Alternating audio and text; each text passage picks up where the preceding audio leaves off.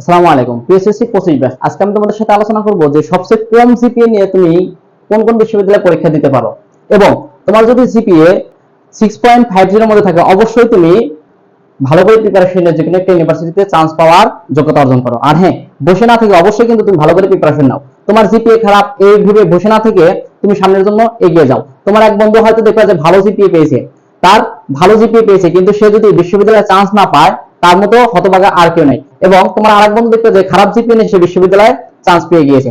তাই তোমার যদি জিপিএ এসএসসি এবং এসএসসি দুটো মিলে যদি তোমার 7.50 থেকে 8 এর মধ্যে থাকে তাহলে অবশ্যই তুমি ভালো প্রিপারেশন নিয়ে এগিয়ে যাও। আর যাদের জিপিএ এর চেয়ে কম তারা কোন কোন বিশ্ববিদ্যালয় এবং কি কি প্রিপারেশন নিতে পারে আজকে এই ভিডিওতে আমি বলে দেবো। তাই এই ভিডিওটা তোমার জন্য দেখা খুবই গুরুত্বপূর্ণ।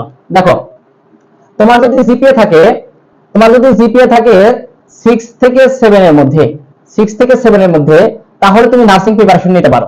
কারণ এখানে তোমার বিএসসি নার্সিং এ তোমার ছেলেদেরও সিট আছে, মেয়েদেরও সিট আছে। তোমার এসএসসি তে 3 এবং এসএসসি তে 3 এবং দুটো যোগ করার পর যদি তোমার 7 হয় তাহলে তুমি নার্সিং প্রিপারেশন নিতে পারো। আর হ্যাঁ, এবছর যেহেতু সকলেরই পরীক্ষা মোটামুটি ভাবে খারাপ হয়েছে তাই জিপিএর উপর মার্ক এবং জিপি আরো কমানো হতে পারে। এখানে মিডল আছে, এখানে তোমার 2.50 এবং 2.50 এবং দুটো যোগ করার পর যদি তোমার জিপিএ 6 হয় তাহলে তুমি নার্সিং প্রিপারেশন নিতে পারো। নিতে পারো, এটা কিন্তু তোমার কি ডিপ্লোমা, আর এটা তোমার কি বিএসসি। তারপরে তোমার যদি দুটো যোগ করার পরে 6.50 হয়, দুটো যোগ করার পর 6.50 হয় তাহলে দাবির যে প্রযুক্তি নিট আছে ঢাকা বিশ্ববিদ্যালয়ের যে তোমার প্রযুক্তি নিট, ওটা তোমার এসএসসি তে যদি তোমার 3 এবং এসএসসি তে যদি 3 এবং দুটো যোগ করার পরে যদি তোমার 6.50 হয় তাহলে তুমি ঢাকা প্রযুক্তি নিটের প্রিপারেশন নিতে পারো। তারপরে আসেন তোমার ঢাকা সেন্ট্রাল বিশ্ববিদ্যালয়। তোমার এখানে বিজ্ঞানে তোমার জিপিএ লাগে কত 7 এবং মানবিকে জিপিএ লাগে কত তোমার 6 এবং বাণিজ্য ইউনিটে তোমার জিপিএ লাগে 6.50। তোমার যদি এই জিপিএ গুলো থাকে তাহলে তুমি অবশ্যই ঢাকা সেন্ট্রাল বিশ্ববিদ্যালয়ের প্রিপারেশন নিতে পারো। তারপরে তোমার সবচেয়ে কম জিপিএ লাগে কি ফার্স্টে শাহজালাল বিজ্ঞান ও প্রযুক্তি বিশ্ববিদ্যালয়। তোমার এই ফার্স্টে জিপিএ লাগে বিজ্ঞান ইউনিটের তোমার কত 3 এবং 3 দুটো যোগ করে যদি তোমার 7 থাকে, এসএসসি এবং এসএসসি দুটো যদি যোগ করে তোমার যদি 7 থাকে তাহলে অবশ্যই তুমি সাস্টের এই ইউনিটের প্রিপারেশন নিতে পারবে। কারণ সাস্ট কিন্তু বাংলাদেশের একটা অন্যতম একটা বিশ্ববিদ্যালয় নামে পরিচিত। তোমার যদি দুটো যোগ করার পরে যদি তোমার 7 থাকে তাহলে তুমি সাস্টের প্রিপারেশন নিতে পারো। শর্ত কি তোমার ম্যাথে কিন্তু অবশ্যই এইচএসসি ম্যাথে কিন্তু অবশ্যই তোমার 3.50 থাকতে হবে এবং বি ইউনিটে তোমার সকল শিক্ষার্থী পরীক্ষা দিতে পারে।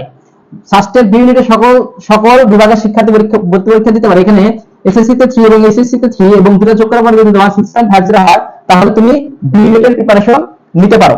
তারপরে আসে বাংলাদেশের সবচেয়ে বড় এবং সবচেয়ে বেশি বিশ্ববিদ্যালয় রয়েছে গুচ্ছ বিশ্ববিদ্যালয়ের মধ্যে।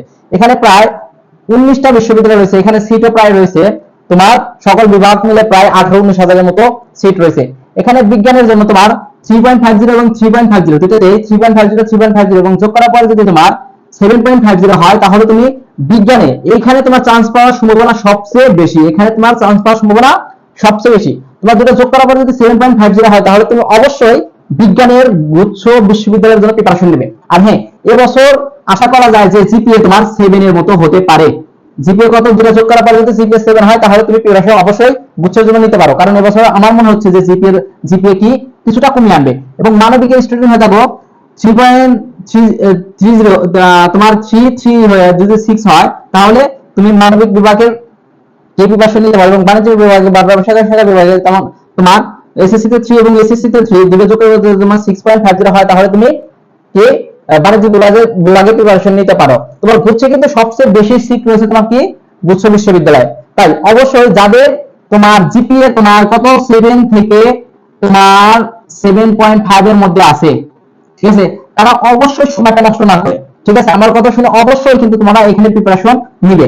আর হ্যাঁ, ভালো একটা প্রিপারেশন তোমার এই এখনো গোচর পরীক্ষা তোমার মোটামুটি প্রায় 2 মাসের মতো লাগবে, 2-2.5 মাস বা 3 মাসের মতো লাগতে পারে। এই 2.5 মাস যদি তুমি পরিশ্রম করতে পারো ইনশাআল্লাহ আশা করি তুমি একটা ভালো একটা উচ্চ বিশ্ববিদ্যালয়ে তুমি চান্স পাবে, ঠিক আছে। তারপরে দেখো ঢাকা বিশ্ববিদ্যালয় সকলের স্বপ্নের বিশ্ববিদ্যালয়।